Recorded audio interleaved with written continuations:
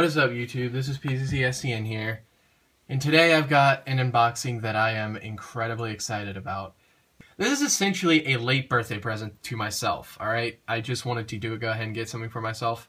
So, yeah, that is exactly what's in this box, and I'm going to do an unboxing for you. So, let me go ahead and let me give you the story of this item, alright? If you follow me on Instagram and Facebook, you already know about You already know about the story for the most part. So I'm going to tell you this as briefly as I possibly can. So, this right here, does this look familiar to any of you? Those of you who are new subscribers, it probably doesn't. But this is a watch that I received for Christmas back in 2011.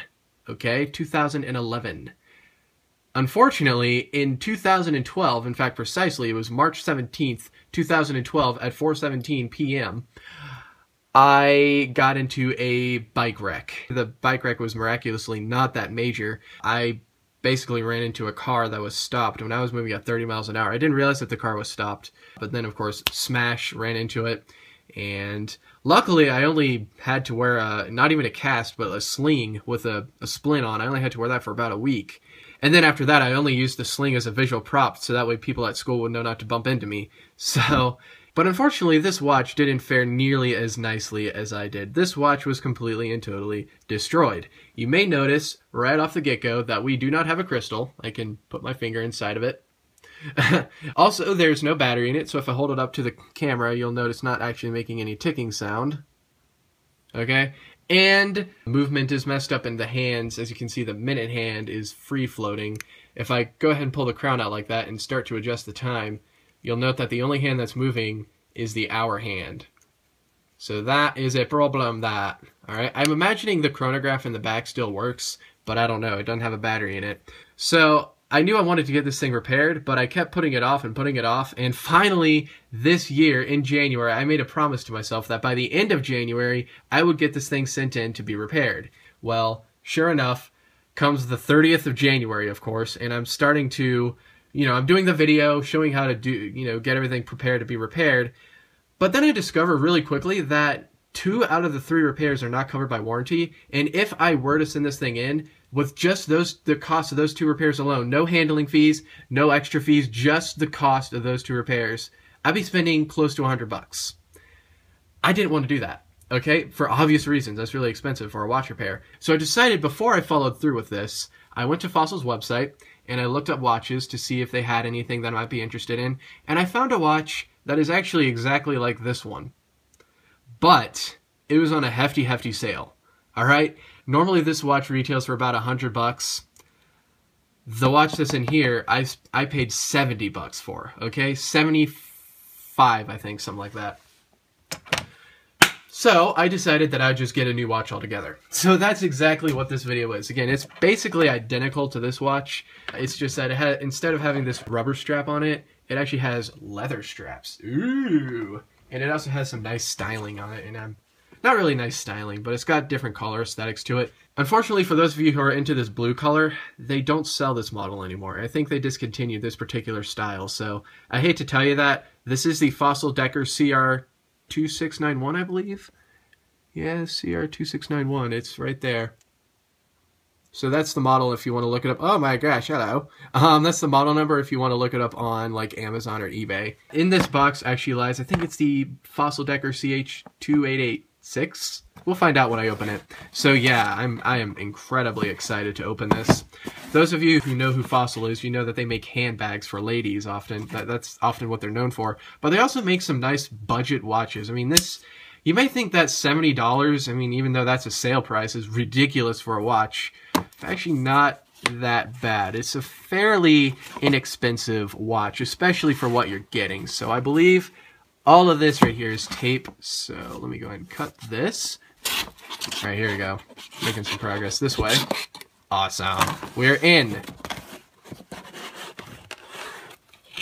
Whoa, this is some nice packaging.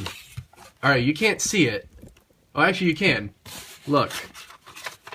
At the top there, it says Fossil. Okay, we have a little piece of paper in here. Let me make sure this is okay. What this is a sticker that I can put on the box if I want to reship it. That is incredible, guys. That is a very nice packaging. I was wondering, it seemed like such a large box, yet it wasn't rattling around in there, so awesome. Let's go and set that off to the side, though. And let's take a look at the tin. Let me angle y'all up a bit. Here we go. This is a very, as you can see, they've got some very nice watch packaging. You do not get to choose the style of tin you get. In fact, on the picture that I got with the order confirmation email, it showed 4 different tins. So it's up to them, whichever one you get. But you can see in this particular case, we have a bicycle. Do you know how perfect that is? Because I love biking. That's awesome. And fossil, biking, fossil. And there's an and sign. I don't really know why. Alright, guys. The ultimate reveal. Ooh, that's tight. Oh, it was upside down. Oh, we were close. Ooh. What time is it right now? It's 2 o'clock. So they got the time wrong. It's actually, it says on here, it's 3 o'clock. Oh my god, that's beautiful. In person. Wow. I mean, I knew it was going to be beautiful, but seeing it in person and not in some weird rendition of a watch face on the computer, wow. Got a little tag on here. Let me see if I can get that off. There we are. Sweet. We have in here, this is sort of their instruction manual. And it looks like it's a little bit different than the one that I got with my watch original, with my first watch. This one is purely for the warranty. There's not even an instruction manual. I'm sorry, is that, yeah, that's a frame. Yeah, this is just purely for the warranty, not even instructions. That's interesting. So, very nice packaging on Fossil's part. I unfortunately lost the packaging I got for my first one, but I'll make sure not to lose that one. So, now let's go ahead and let's move on to this watch. Shall we? It is not 3 o'clock, it's actually 2 o'clock. So, this is a very fancy watch, alright? And what I mean by fancy is that it has a few functions on it. So let's peel this. Let me make sure you guys can see what I'm doing here. Let me pull the plastic off. There we are.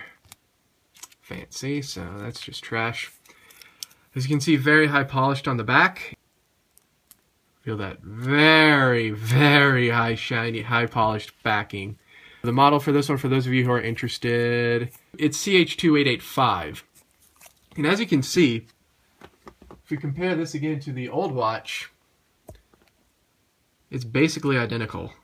It's the same watch, just different styling, different colors. It is completely and totally the same watch. First of all, let's see how this watch looks when it's on the wrist. So, the way I remember doing this before, let me sweetest to set this on. I'm just going to set that like that. This is how I did it. Now this leather, let me smell this real quick. Yeah, that's leather. It smells nice. It smells just like leather. I mean, not that I'm surprised. It's a freaking handbag company. I mean, if they're going to use leather, they're probably going to use leather. So this is going to go through here. Put on the second setting. All right, it's on, I think. And then this comes around and hooks that there to keep that stationary. And I put it on upside down. Go me. Hold up. So this is going to go up here, feed through here like that. Since this is leather, it's going to take some breaking in. You can see I'm having to fight with this. But as I continue to use it, it's going to get better. Hooey! And there we go. That looks nice. I am excited, y'all. I am so excited. Alrighty, guys. I'm going to go ahead and give you guys a quick rundown of some of the functions that this watch has. So, first of all, you'll note that we have a date, alright? And you can see the date is wrong. And you'll notice in the back that we have a chronograph. And looking at it, the chronograph is actually set a little bit incorrectly. It looks to me like this hand on the bottom should be one notch up, but it's actually not. It's one notch away from being correct. So we're going to have to fix that. If you want to set the date, obviously it's currently February 4th. It's not February 2nd. What you're going to do is you're going to pull this knot. You're going to pull this crown out one stop. Okay, it's got 2 positions. It's got this one, and then I can pull it out again. And then what you do is you're going to turn it clockwise to set the date. Now I went past the date I want, so let's go ahead and come back to it. And we're going to set this to the 4th. And wait for the second hand to go by. So there we are, we're at the 4th. All right, and now the date's set. To set the time, this thing is really, again, only an hour off. You're going to pull it again, and now you get to set it just like a normal watch. So we're going to go up, and it was actually, let's see, my clock on my wall is like a few minutes ahead, so it's actually going to probably be about right there. When you have the crown set to the outermost position, you can actually set the chronograph as well. All right, now this top button, if you hold it down, that controls this one right here, which is the tenths of a second hand. I'll show you what I mean by, I'll show you what all that means here in a little bit. So what this button does, if you push it once, the hand will advance 1 tick, and if you push and hold it, it will advance like that. So I want it to go up to the 0 right there. It's a little bit off. So I'm going to do that. All right, let go. And then we just press it until we get to the 0 position, which I believe is right there. Now this bottom one, if I push that, it's going to control the one down here. And in order to set this one, well, what you have to do is you have to push and hold this. And when you push and hold it, you'll notice that the one over here is advancing slowly. All right, so what we need to do in order to set this correctly is I need to hold this down until that hand gets all the way to the 0 position. I'm going to move the hour hand out of the way a little bit. Definitely do not mess this up, because that would suck if you overshot. All right, we're getting pretty close here, so let me go ahead and let me advance this 1 full rotation. 1 more rotation. 1 more rotation. And I overshot, didn't I? Let's find out.